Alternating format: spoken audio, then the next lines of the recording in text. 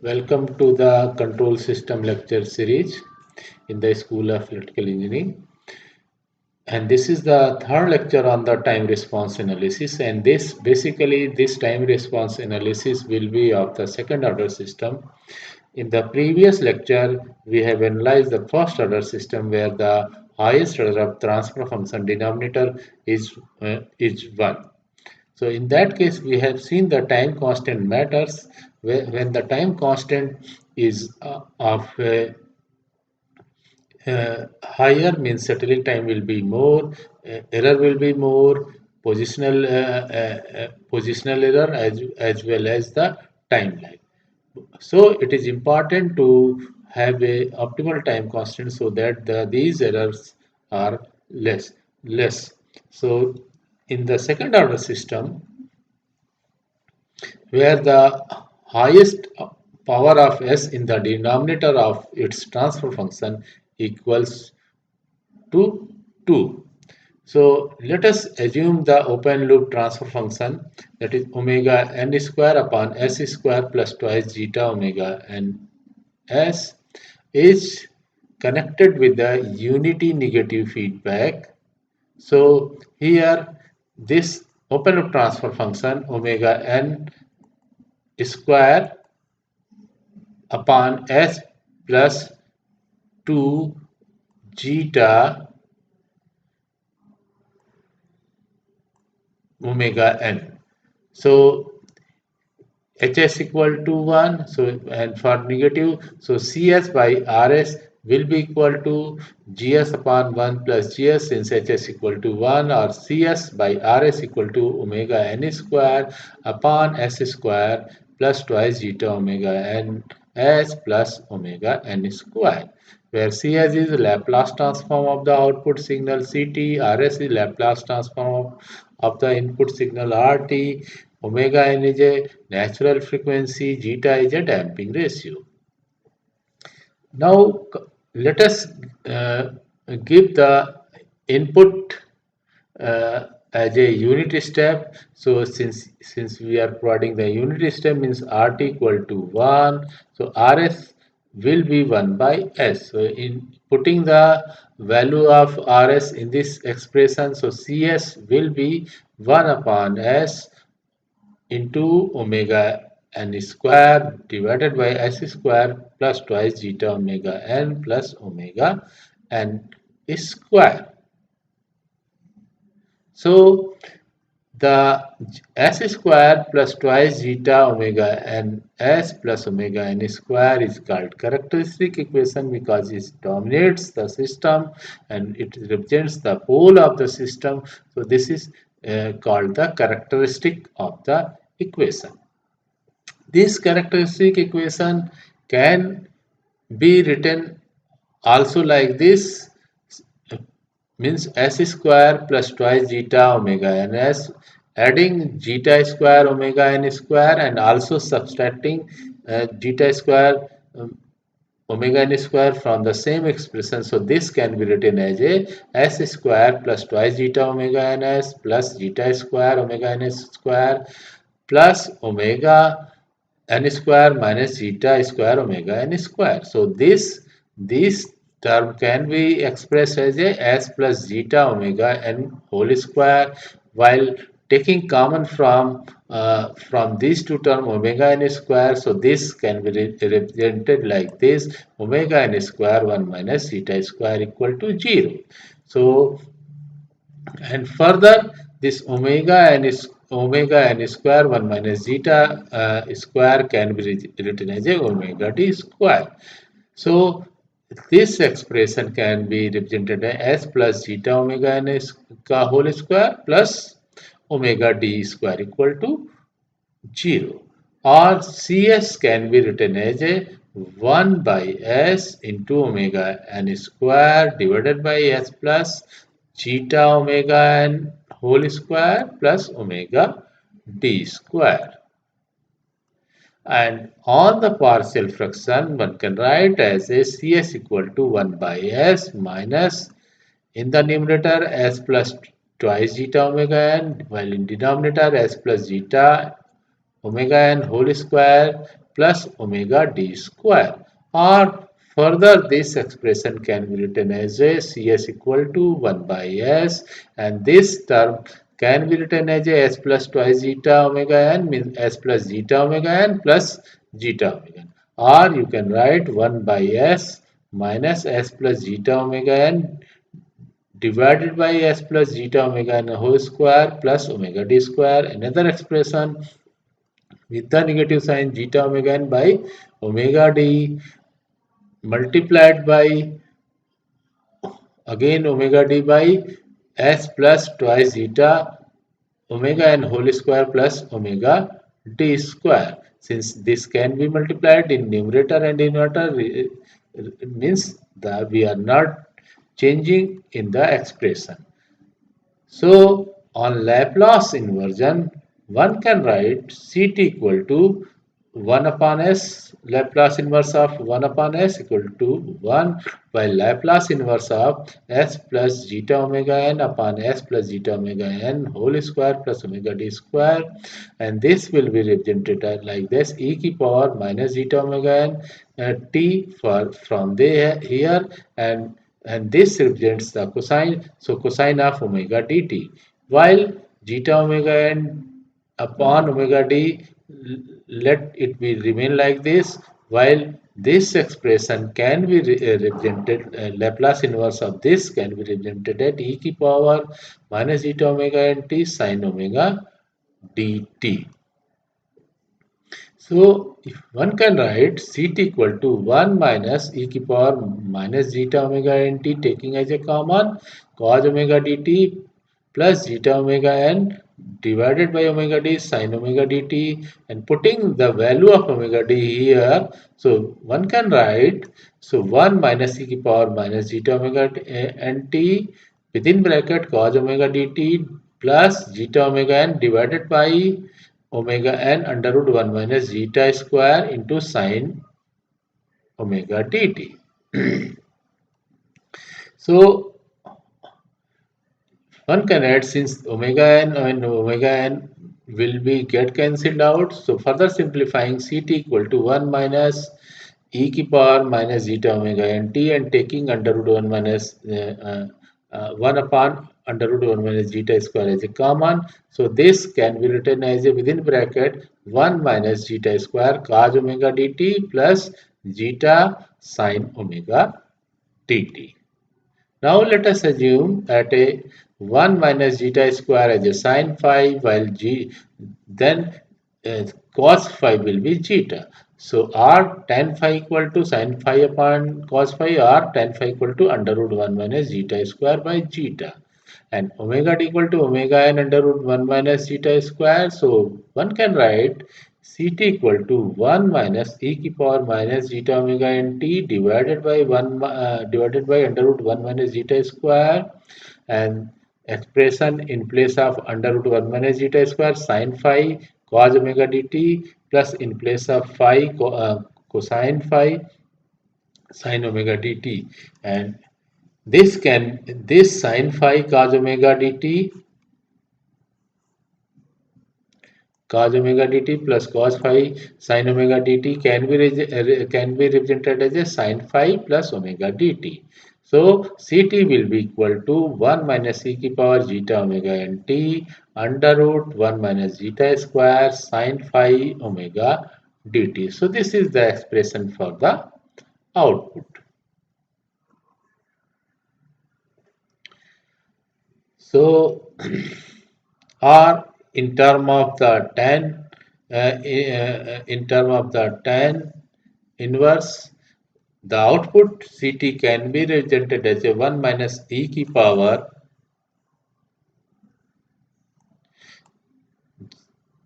zeta omega nt divided by 1 divided by under root 1 minus zeta square sine within bracket in place of phi tan inverse under root 1 minus zeta square divided by zeta plus omega dt under root 1 minus zeta squared t, and error Et equal to RT minus CT, RT equal to 1, CT equal to 1 minus e की power minus zeta omega nt under root 1 minus zeta square sin omega dt plus phi or uh, sin tan inverse within bracket under root 1 minus zeta square by zeta plus omega d under root 1 minus zeta square t. So error will be here error will be after 1 minus ct means since rt equal to 1, so error will be et will be e की power minus zeta omega n t under root 1 minus zeta square sin tan inverse under root 1 minus zeta square by zeta omega d under root 1 minus zeta square into t. Since as time tends to 0, this error will become 0. So steady state value of the output CSS at time tends to infinity CT will be equal to 1. So there is a no error. So you can see in this diagram the graph between the time and the output CT and time t. So since desired output is unit step or unity, so here there will be oscillation in the system above the this unity value. It is represented like this. So this will be represented with the expression 1 plus e की power minus zeta omega n t divided by under root 1 minus zeta square, while below this unity value this curve will be represented by the equation 1 minus e की power minus zeta omega n t divided by under root 1 minus zeta square. So here you can see there is a sinusoidal signal. Sinusoidal means oscillations in the system having magnitude of this 1 minus e की power minus zeta omega n t under root 1 minus zeta square. So this will be for the lower if value less than 1 and for greater than 1 plus e की power minus zeta omega n t divided by under root 1 minus zeta square. So oscillatory in nature. So here you can see in this diagram there is a oscillations in the system.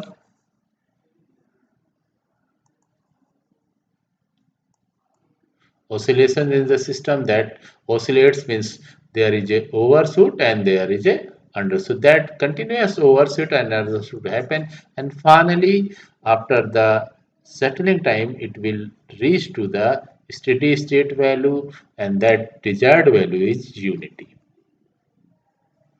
So one can see if the system is underdamped means zeta equal to less than 1. So basically no doubt the zeta is less than 1, it will reach the steady state CSS equal to 1 and steady state error will be 0. While if there is a no damping means undamped system zeta equal to 0, so it will be a continuous oscillatory means it will not reach the desired output. While as we further increase the zeta and and then the progressively less oscillatory and it becomes critically damped for zeta equal to 1. So here less oscillatory and that will be very less oscillations and that will be critically. While if zeta is further enhanced means zeta greater than 1, there will not be oscillation and even the it will not reach the desired output. So that's why normally all the system most of the systems are under damped. No doubt there is a some oscillation but that will reach the desired output, and this way the control system are mostly under damped system. And for the higher order control system, here you can see that it usually have a pair of complex conjugate poles with damping less than 1, means it will dominate over the other poles. So thus a time response of a second and higher order system to the step input is generally damped oscillatory nature, means there will be oscillations but that oscillations will damped out. So step response has a number of overshoots, as you have seen the diagram, overshoot as well as the undershoot with respect to the final steady state value. So basically any system will be any system performance will be characterized by the following quality, means how the system moves to follow the input, how the system oscillations occur in the system, means about the oscillatory nature, means it tells about the damping nature of the system, and finally how much time it takes to reach the final value, means about the settling time.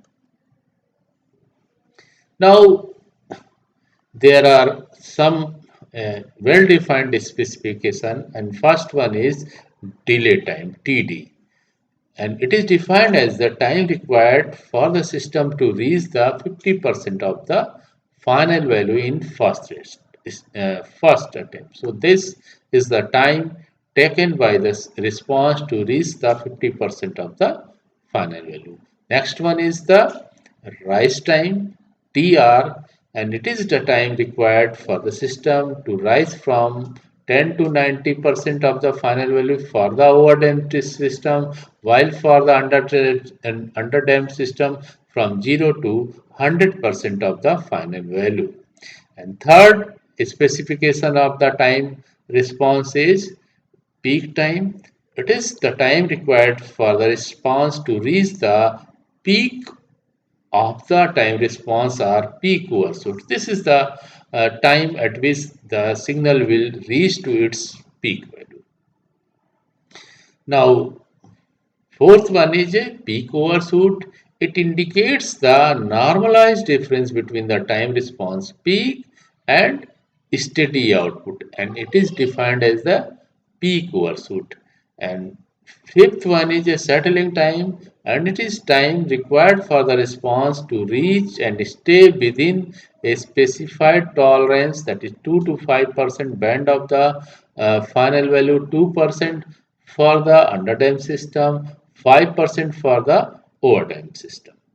And finally, steady state error, ESS, it indicates the error between the actual output and desired output at t tends to infinity, or ESS is equal to limit t tends to infinity RT minus CT. So these are the time response specification, and that has been shown in this diagram. Here on the x-axis you can see the time t, on the y-axis the output, and this is the desired output unity. So here you can see first one is the delay time reaching the uh,